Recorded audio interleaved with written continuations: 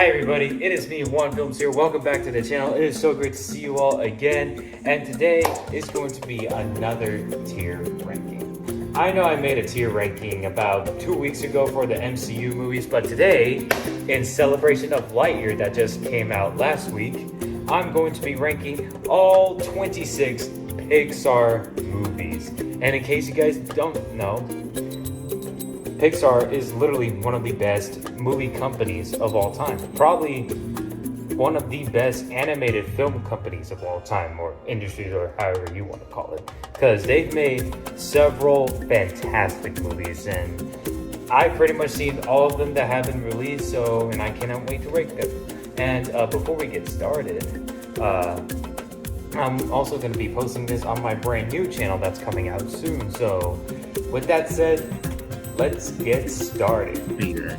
So, in case you guys don't know what a tier list is, so basically just the whole concept is, ranking a category, however you want to do it, and, the top tier is like the best of the best, and then the bottom tier is the worst of the worst, and it goes from like, great, good, awesome, amazing, and until we go down to like okay and bad. Most 7, maybe 8 tiers. I usually like to do 5 because I think 5 is just enough for me. So my tiers from top to bottom are top 5, which is like my top 5 favorite movies, and then great tier, meaning like movies that I enjoy, that like I really enjoy and all that. Decent, my bad. I enjoy them a good bit, but they're not in that top level. Okay / mediocre, definitely not on the top level, definitely not good movies, but they're not bad, and then the bottom is just the bad movies. So yeah, these are just the 5 tiers that I'm going to be ranking all 26 Pixar movies based on. So I'm going to be ranking them based on the release date. So with that said, let's get started with Toy Story from 1995. And this is just a personal favorite of mine because this was probably the first movie I remember I first started watching ever in my life. I first started watching this movie back when I was like, I don't know, 2, and loved it ever since. And Buzz, and obviously their relationship with Andy and all that, and their relationship within each other, how they met and how they became friends and everything, how they had to, get along and work together to escape Sid's house to get back to Andy. So this is definitely, a story about friendship, and it's also, a story about being there for others, because obviously Woody was already committed to staying with Andy, but, Andy kind of takes him away because he just got Buzz for his birthday. But in the end, they both got along, and I actually enjoyed the side characters as well. So yeah, this is definitely such a fantastic story. It is also a game changer for not just Disney, but like for animated films, period. Because this is actually the first 3D generated animated movie, period, like theatrically released. So this is just a personal favorite of mine, so it has to go up in the top. We have come to A Bug's Life. And to be fair, this was the Pixar movie that didn't really age the best, not only because of the very dated animation, but also because some of the scenes and some of the jokes there is a little bit triggers of the kids. Like there was this one remark in which the queen was saying that ants will commit suicide if they go into battle or something like that. And then obviously there was also some some moments, especially in the end when Hopper was about to get eaten by those birds. Like that is very triggersome for some kids. And I think some of the characters there are pretty unlikable, especially the circus bugs and Flick himself. Like all of them are pretty unlikable, but at the same time it had a decent story. It had some nice moments here and there, so I do not think it's a bad movie whatsoever, but I do think it's just okay. Yeah, it's an okay movie. It's not great or anything. Um, Now we've come to Toy Story 2. Released 4 years after the first Toy Story, it actually, brings back from what was great about the first Toy Story, except put it in a whole new perspective. This time, they separated Woody and Buzz as Woody gets kidnapped by Al, the toy store owner, puts him in his apartment with Jesse and Bullseye and Sticky P, new characters that we were introduced, because he wanted to sell those toys just to get, a good profit off of it. And then Buzz had to rescue Woody, just like how Woody rescued Buzz from Sid's place, back to Andy's. And, the first Toy Story, but at the same time, it also hits me on a deep emotional level, especially with Jessie's origin story and how she was first raised by Emily, and how she was taken away after Emily grew up and stuff. And then Woody realizes that Andy's also growing up, but he wanted to go back to him. And I just love that fantastic line in which he said, "I cannot stop Andy from growing up, but I wouldn't miss it for the world." Like, I think that's just a spectacular line. I could definitely not put it in the top 5 level with Toy Story, just because I like some of these other top 5 movies that I'm about to put up a bit more, but I will definitely put this in the great category because it does hit on some emotional levels, and I just think it's a great story overall. So yeah, great movie. Now we've come to Monsters Inc. And I'm gonna be for real, you guys. This is my favorite Pixar movie. And that's only probably because Mike and Sully is literally the best Pixar duo of all time, right there with Woody and Buzz.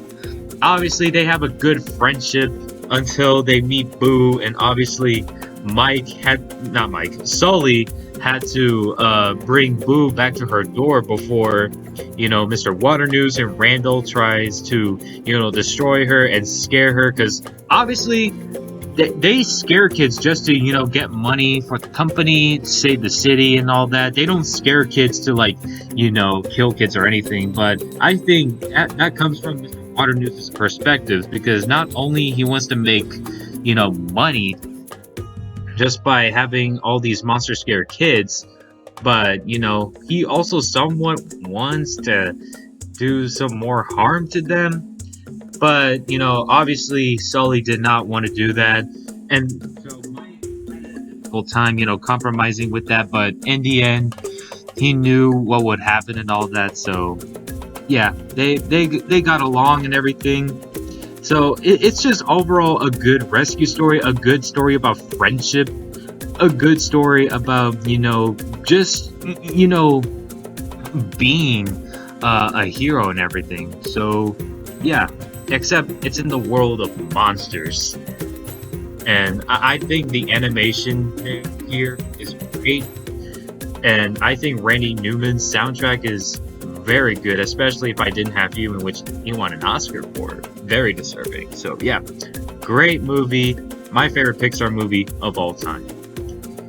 Now we've come to Finding Nemo. And this is another top 5 for me.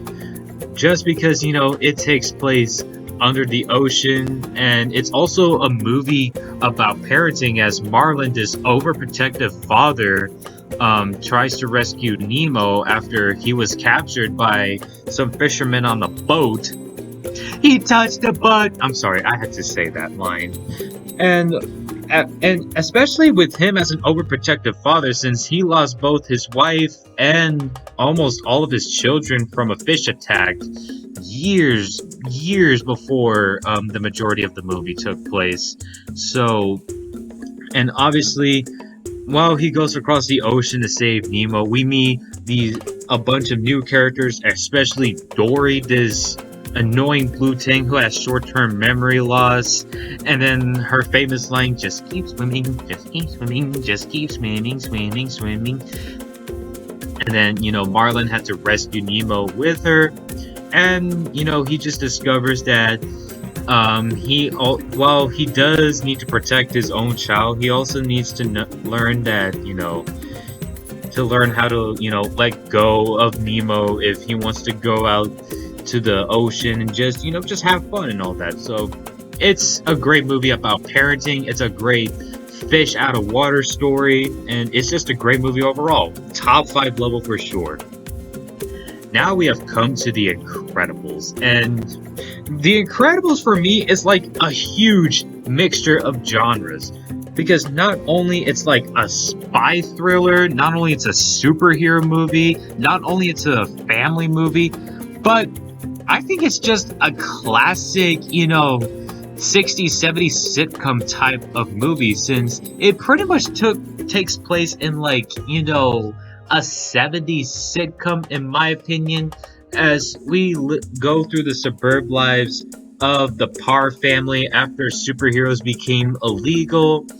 And, Bob Parr had an office job that he hated, and he wanted to go back into becoming a superhero, trying to destroy Syndrome from destroying the world and all that, and that was like his assigned task. And obviously, once he got back into that superhero job, Elastigirl, or Helen Parr, didn't really, agree with that scenario. And so obviously she had to get into, saving the world just to, get her husband out of it.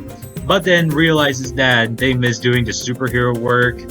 And they also brought, Dash and Violet onto the world of the superhero genre and all. And to be fair, this is just a fun movie overall, just because of not only the superhero action, but it also brought a family, back together as a dynamic. And Frozone has one of the best lines in Pixar films. Where is my super suit? So I cannot put this one in top 5 because I like some of these top 5 just a bit more. And it's pretty weird to not put a superhero movie in my top 5 list because I love superhero movies.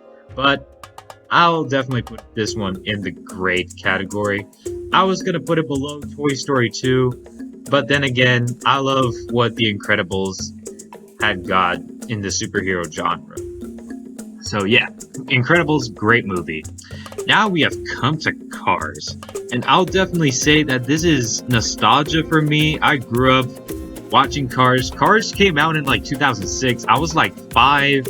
I remember getting a DVD copy of the movie, and obviously this is just a tale of middle America as a race car is trying to make it to the the cup, World Cup, the cup, Piston Cup, Piston Cup, my bad, as he's trying to go to the Piston Cup to race for a trophy and all that.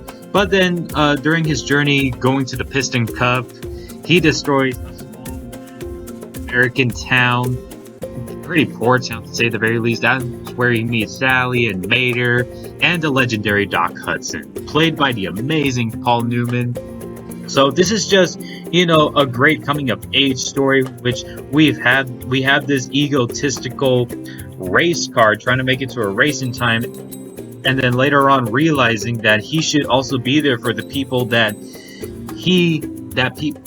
care about him, and that he should care about as well, and like saving lives and everything. So obviously I think this is just a great story because of that. But the reason why I'm gonna have to put this in the good/decent category is because some of the jokes there just don't really work for me, and I do think Mater and some of these other side characters are extremely annoying in the movie. So yeah, it's a good movie, but I kind of put it in high regards because it's nostalgia for me. Alright, now we have come to Ratatouille. And honestly, this is a great movie. Very underrated for sure. And obviously, the reason why I just love Ratatouille is following his dream on becoming a chef. And it kind of made me wonder why I want to become a film critic, and like become a film reviewer, whether it be like professionally or just doing it on YouTube. And obviously, Remy the Rat followed his dream of becoming a cook from a famous cook who is apparently dead and just told him through ghost form. And then he decided to follow his dream by controlling a chef in training by controlling it with his hair like a robot under his hat. That's pretty weird. But at the same time, we got to, experience, following dreams through Remy's perspectives, and we got to see, the city of Paris, France through the eye of Pixar, which is extremely, extremely cool in my opinion. So, yeah, I think this is a great movie with such a great backstory, great characters, and just, it hits on deep emotional levels as well. So yeah, great movie, great movie. And now we've come to WALL-E. I'm sorry, y'all. I just had to do the WALL-E voice because WALL-E, in my opinion, is such a cute character. I don't think the story is at all cute. It is one part silent movie and then one part sci-fi film, sci-fi thriller, sci-fi action.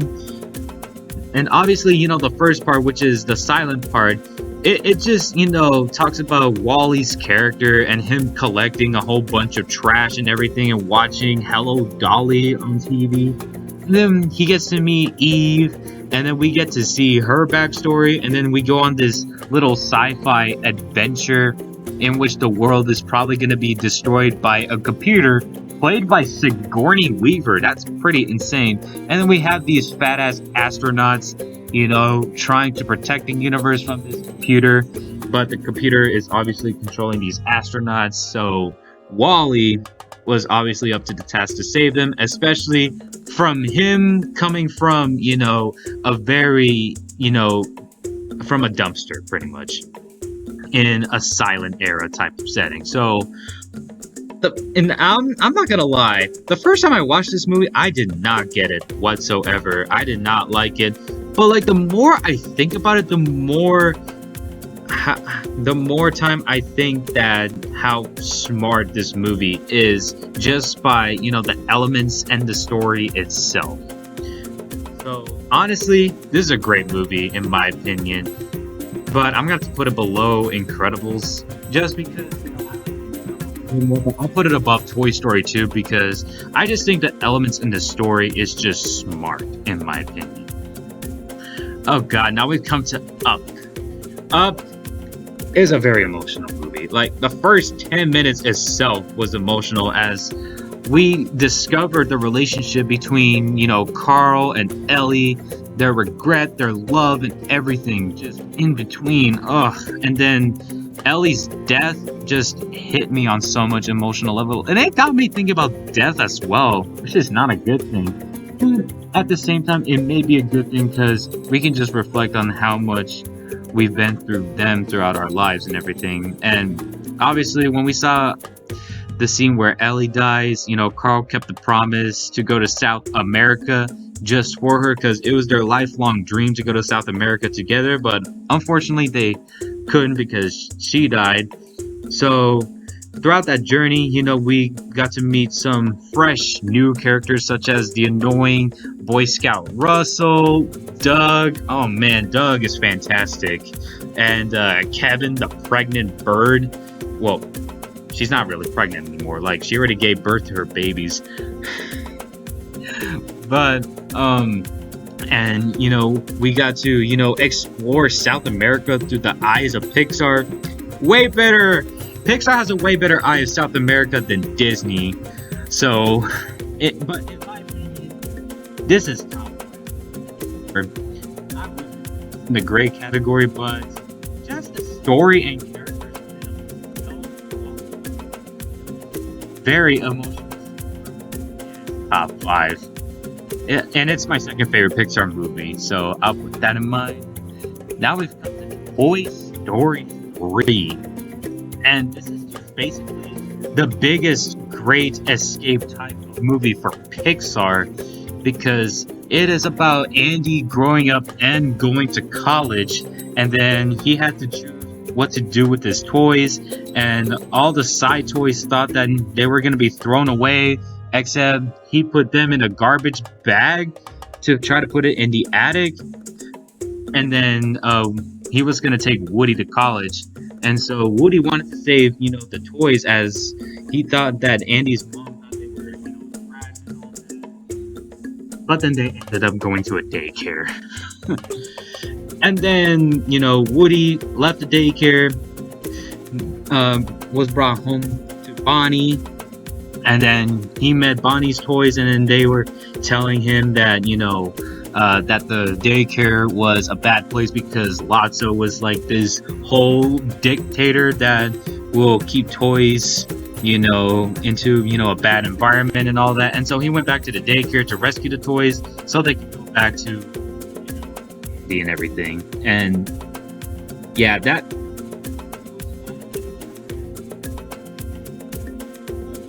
and we all actually thought that they were gonna die in the freaking garbage fire. And that score by Randy Newman, the claw score, hits me so hard. Just, this movie overall just hits me hard on so much emotion. Especially for me, because I grew up watching the original Toy Story since I was a toddler, so this one just reflects so much on my childhood, as, I grew up watching Andy growing up. So, yeah, this is not only just a great escape movie, this is just a great growing up movie as a whole. So, yeah, I'm sorry, I like this one way more than the first Toy Story. Oh yeah, top 5. So yeah, I am done with my top 5 tier. These are my top 5 favorite Pixar movies of all time. And if y'all disagree with me, that's fine. This is just my own personal opinion. And now we have come from completing the top 5 best Pixar movies to completing the best/awful category. Yes, Cars 2. Whoa boy, what can I say about it?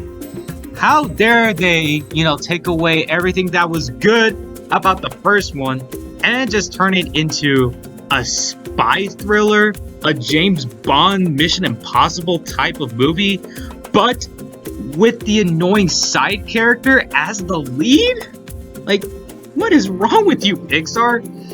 Oh man, and it also just, takes away the focus of Lightning McQueen racing. I mean, it was pretty cool that they took this whole franchise around the world and everything, but at the same time, it was all about Mater going on a spy mission. So yeah, bad movie, but I'm not gonna lie, the animation style was terrific. And to be fair, I think the only reason why they did this movie was for merchandise. And they sold like a whole lot of merchandise after the release of Cars 2. So yeah, bad movie. No. Now we have come to Brave, and Brave was a big misunderstood movie because this movie, like the first part, was just this whole Braveheart type of story, except it's not really Braveheart. It was more of like How to Train Your Dragon or something like that with a girl. And then the second part, it was about her mom turning into a bear. And then the kids turning into bears. So, and then it was like up to Merida to, become this whole brave woman, so that way she can reverse, the thing from human to bear, or like bear to human. So, but at the same time, there were some cool little scenes here and there, especially the part where we saw Merida, all the scenes where we saw Merida playing with the bow and arrow and everything, and like the bow and the archery. This is not a bear.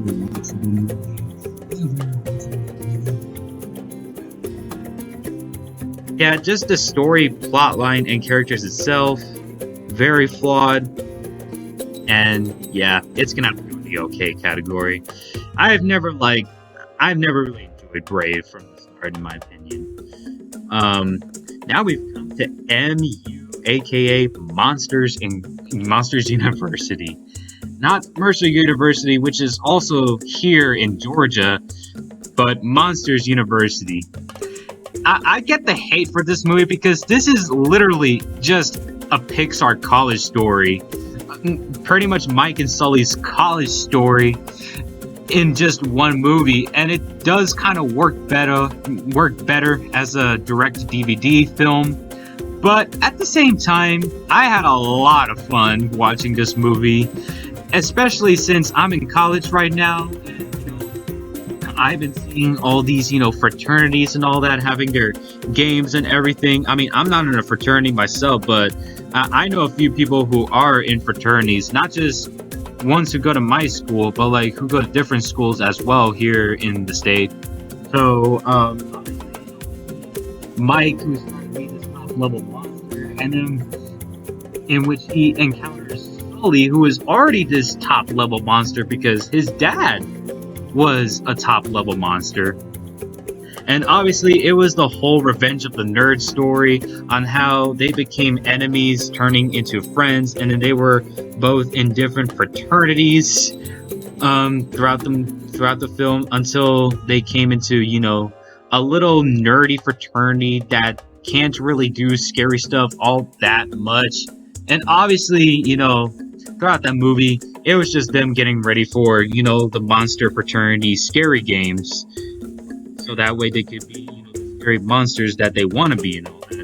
Until the end, when they got expelled for going too far with the door situations. So, yeah. This is just a pretty weird but pretty fun movie overall, so I kind of like it more than Cars, in my opinion. But just thinking about it, it's a good movie. Very decent movie. Not great for sure, but it's good. I actually really enjoy Monsters University.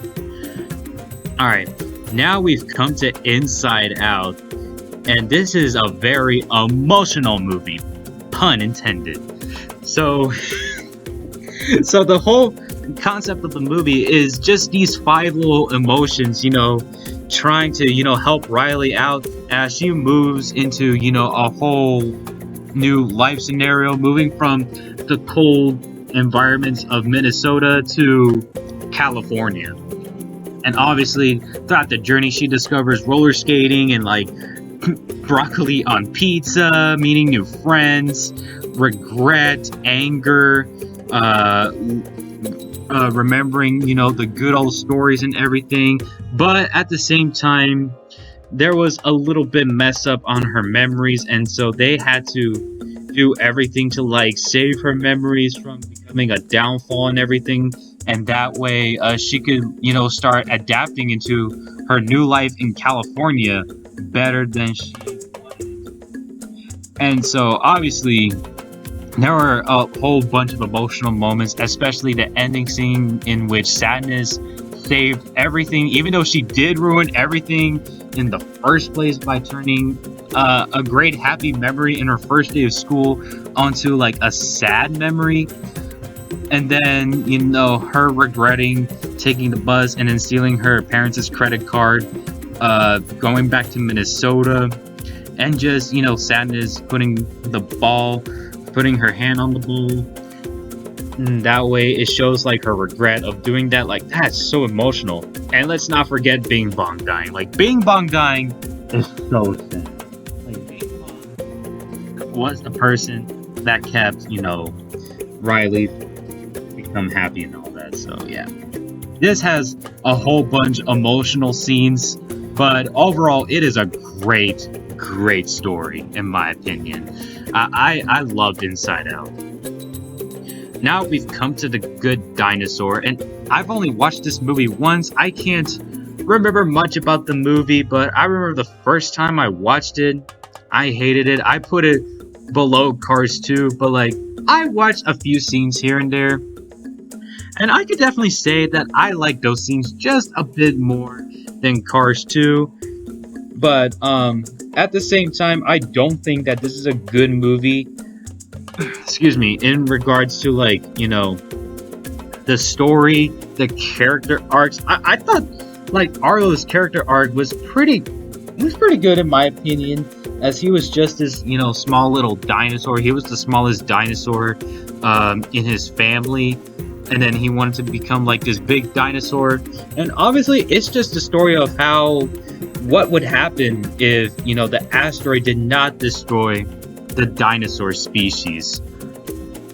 And we meet, a little caveman boy and a dinosaur become friends and go through this little adventure that they have. Now, I'm not gonna lie, the animation in this one is fantastic, but at the same time, I remember thinking that, the story was pretty flawed.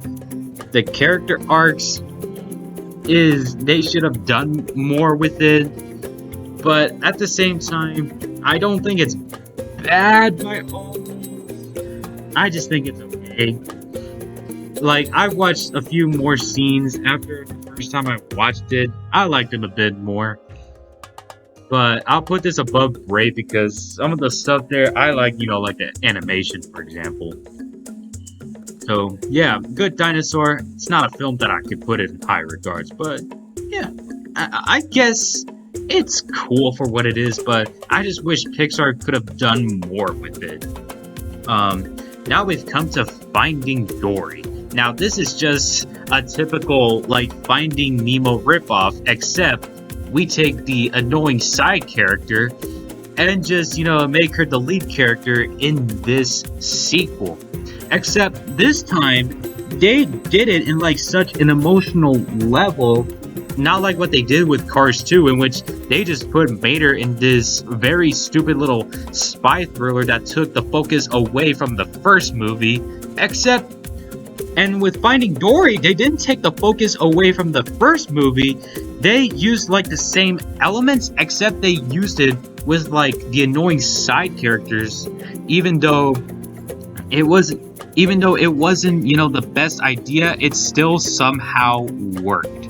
As we see, Dory going across the ocean trying to find her family, and then Marlin and Nemo need to go across the ocean as well to like save her and all that. And then we go through like an aquarium. We get to meet an octopus that goes with Dory throughout the entire movie.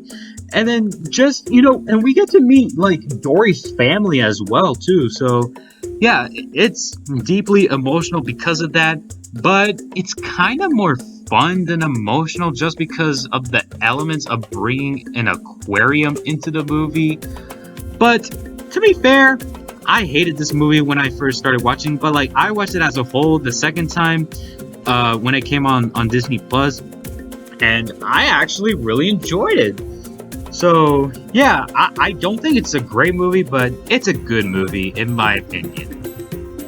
I would put it above Cars, but I guess I put Cars above it just for nostalgia purposes. But yeah, good movie.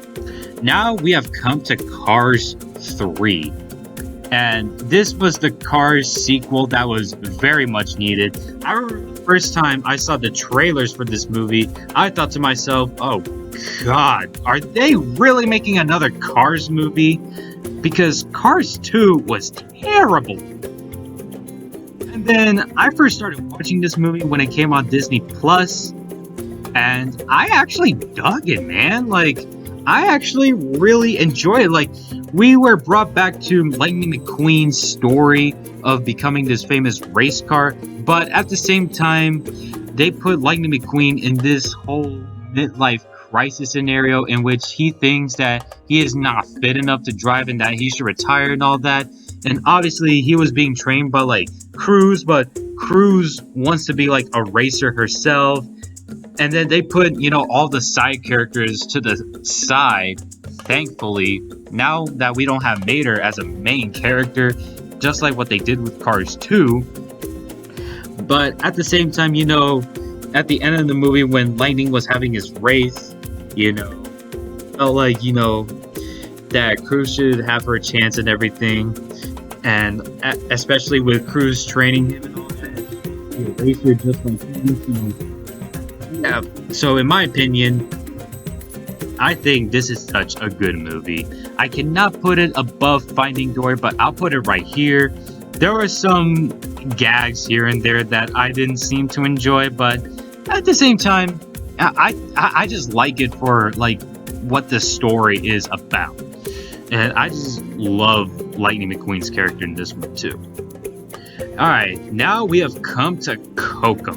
In my opinion, this is probably the most like beautiful looking Pixar movie. It has a lot of bright colors, and we get to discover the Dia de los Muertos land. And it's a movie just about family. Miguel's family is the type of family that bans music, especially after what happened with the family's grandparents and everything. Obviously, when Miguel went to the Dia de los Muertos underground, he finds his idol Ernesto de la Cruz, and then until he found out that he was actually his great grandfather, who's the husband of Abuela Coco, in which she was the father of Abuela Coco. My bad. And that's how we discover their journey and all that. And then Miguel was trying to save the family's perspectives on music, because it was first turned good, it was first turned memorable for Coco's childhood until her dad got killed by an idol who supposed turned his back on his own family and everything, or turned his back on his own family. Adventure within the afterlife with the Mexicans and everything. And I just think that this is just a fantastic storytelling of the Mexican culture and music and everything, and just a great family film overall. So yeah, I honestly love Coco. And by the way, it has an amazing soundtrack too. So yeah, definitely an amazing soundtrack, and with such great and powerful characters. So I honestly think this is a great movie. Now we have come to Incredibles 2. Now, I was actually pretty disappointed when I first saw this movie, because it kind of had this small little scale story about a screenslaver trying to make superheroes illegal again. That's what they pretty much did in like the beginning of the first Incredibles. They just made superheroes illegal and all that, and then they tried to make superheroes legal again. Well, to make superheroes legal, to make them illegal again by hypnotizing the superheroes with glasses. But then at the same time, it also takes the focus away from Bob Parr's story, and then just put Helen Parr as the main character, so that way she can do the more superhero stuff while Bob just sits home and takes care of the kids, realizing that he misses doing his superhero stuff, until like she gets captured by the screenslaver and all that. But at the same time, I think it's a really good movie at the same time, because the action is still enjoyable. It is still a spy thriller, except this has less spy stuff than the first Incredibles. I think the family dynamic in this one is a lot better than the first one. And I think Frozone had a better character arc in this one than he did in the first one. And I just thought it was a great idea to just bring in these whole new superheroes that we've never met in the first movie into this one. And I thought Jack in and of itself had such a funny storyline, especially with him battling a raccoon. So honestly, this is a good movie, but I'm only putting this one in the good category because of the flaws that I've mentioned before. But it's a good movie. Fun little adventure, in my opinion. And yeah, now we come to Toy Story 4. So many Pixar sequels, in my opinion. They made way too many. Now, Toy Story 4, it did not go well for me. Now, like, the first time I watched it, I enjoyed it a good bit. That was a good movie. But, like, the second time I watched it when it came on Disney Plus, I never really liked it. Like the whole story was just mainly focusing on Woody and Bo Peep. Especially since the beginning of the movie starts out with Bonnie bringing in some toys, but she did not bring Woody whatsoever. And Woody knew that, he felt like he got rejected by Bonnie. He didn't feel rejected whenever he was with Andy or anything, so he just felt a little left out and all that. And then he just went on this little, and then he went on the van trip instead with like Bonnie and the rest of the toys and everything. And then he had to like rescue Forky because Forky was the new favorite toy of Bonnie, even though it was just a spork that Bonnie made in school. And then it was up to Woody to save Forky and all that. And then he finds Bo Peep in a whole new uniform, action-packed.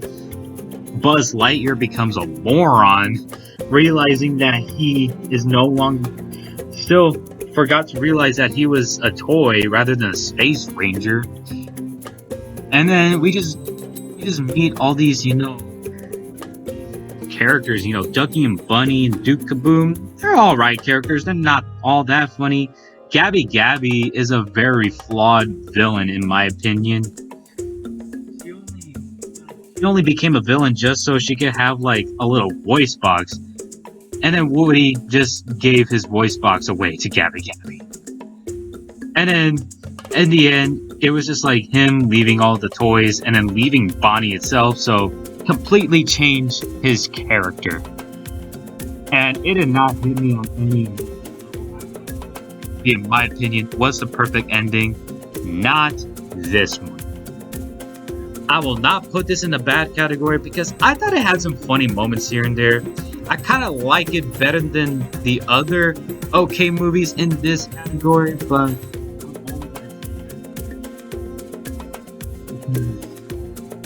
this movie was a very unnecessary one to make, in my opinion. Yeah, it should have just been titled Woody, not Toy Story 4, just Woody. Now we have come to Onward. And Onward is such a nice little adventure, a nice little original story. A nice little story as these two brothers are trying to, meet their father for the first time after he passed away. And obviously, we get to meet these,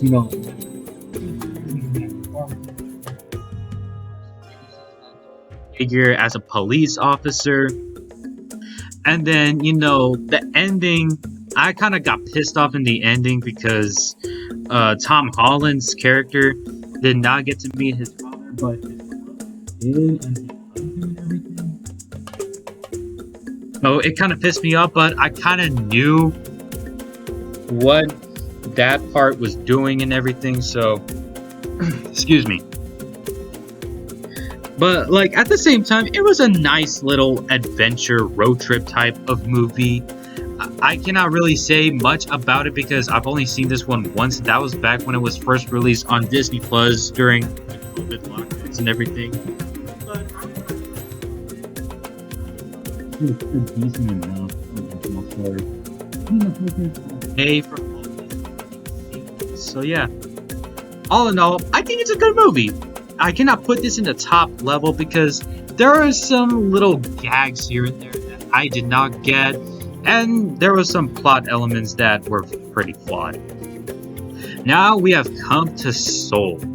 Now Seoul, I think, is just a great representation of not just life itself, but also the afterlife.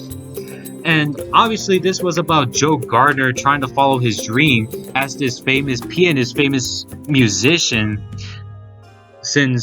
and he wants to do that because he was a middle school band teacher, but he wants to, become famous from it. And his biggest inspiration was this Aretha Franklin type of figure. I forgot her name, obviously, but he fell down a well and then he died, and we see him as this little figure in this afterlife. There are some great moments in the afterlife, but I feel like, the life, physical parts of life was a bit better explained than the afterlife. But at the same time, this movie still hits me on an emotional level. Just not like in a too deep of an emotional level, but just an emotional level. And I just think that this is just an overall great tribute to music and both the life and death of human beings in and of itself. So with that in mind and with those elements, I think this is overall a great movie. Pete Docter, in my opinion, has made so many fantastic Pixar movies. Soul, Inside Out, Up, Monsters Inc. Like, all deeply emotional movies, but all fantastic. Now we have come to Luca, which was released just last year. And this was a fun little adventure as this fish Italian boy going out of the water, exploring some new things, exploring pasta, exploring bicycling, exploring this other two side characters that were a lot of fun. And I like the animation in this one. It has this Pixar, not Pixar, Aardman X animation, and I also love just the underwater setting and just the setting of Italy as well. Like, I thought this had one of the best settings in all of Pixar. Italian, just metro Italian town, and then the underwater setting with some great character designs. But at the same time, it had way too many elements of The Little Mermaid. And this one's just a Pixar version of The Little Mermaid, except with a boy. But it was enjoyable. I'll put this one in the good category, but very low good in my opinion. Alright, now we've come to the two films that were released this year. First one, Dead. Now, this is a very mediocre movie because this one just pays too much tribute to high school teenagers. And it's kind of relatable to me because I was kind of this egotistical middle school teenager who only thought about himself, except this one is about a girl who loves boy bands, who loves herself and everything, but also at the same time loves her friends, loves her family and all that.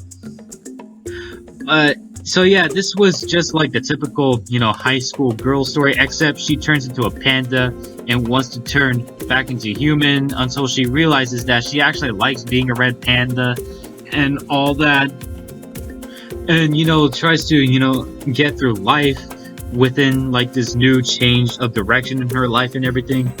So it has some good concepts in this one, but I just thought it was just overall annoying. I thought the characters were deeply flawed, and it was just very generic in my opinion. So yeah, I just think it's an okay, mediocre movie. And now we have come to the latest Pixar movie, Lightyear. And yes, it is the Buzz Lightyear movie. And this one was actually set out in 1995 or something like that, because Andy was watching this movie in 1995, and that's how he got Buzz for his birthday in the first Toy Story movie, the first Pixar movie, period.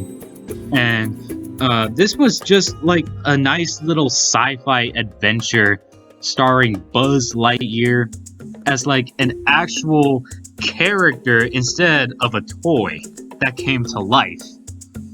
And we got to meet his little adventure as he travels through the future, travels 50 years, 60 years into the future, experiencing his partner's marriage, having a child, death, and all that. And then he gets to meet his her granddaughter, and meets two other side characters in which he needed their help. He needed their help to get back into the past, the part in which he started the journey, and that way he could like actually accomplish it until the very end. He realized that he already accomplished the mission and he wanted to where he wanted to be. And so it was just a nice little sci-fi adventure story in my opinion. But at the same time, this one felt more of a sequel rather than an original movie. And I didn't like Emperor Zurg in this movie. That's because Emperor Zurg is just future Buzz, in my opinion. So it didn't really cut out for like a good old storyline of like Star Wars or anything. Because Toy Story 2 just felt like Empire Strikes Back. When Emperor Zurg told Buzz that he was his father. Same thing with like Empire Strikes Back, in which Darth Vader tells Luke that he was his father.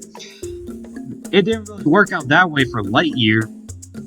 And to be fair, I just didn't like that about the movie. But at the same time, I had a lot of fun with it. I kind of had more fun with it than I would watch Onward. So I'll put this one right in the middle of good/decent because it was a lot of fun with the sci-fi elements, but it's just some of the character arcs with Zurg and everything, and just, you know, the plot in it of itself were pretty flawed. But yeah, it was still a fun sci-fi in my opinion. So yeah, this is my tier of 26 Pixar movies based on my personal opinion. I hope you guys enjoyed it. Thank you so much for watching. Make sure to like, comment, and subscribe. What are your favorite Pixar movies? Or what's your ranking of all of these Pixar movies? Or just tell me your top 5 best or top 5 worst or whatever you guys want to do. I'm not going to judge or anything. I'll respect everyone's opinion. Alright? And I'll see you guys next time. Bye!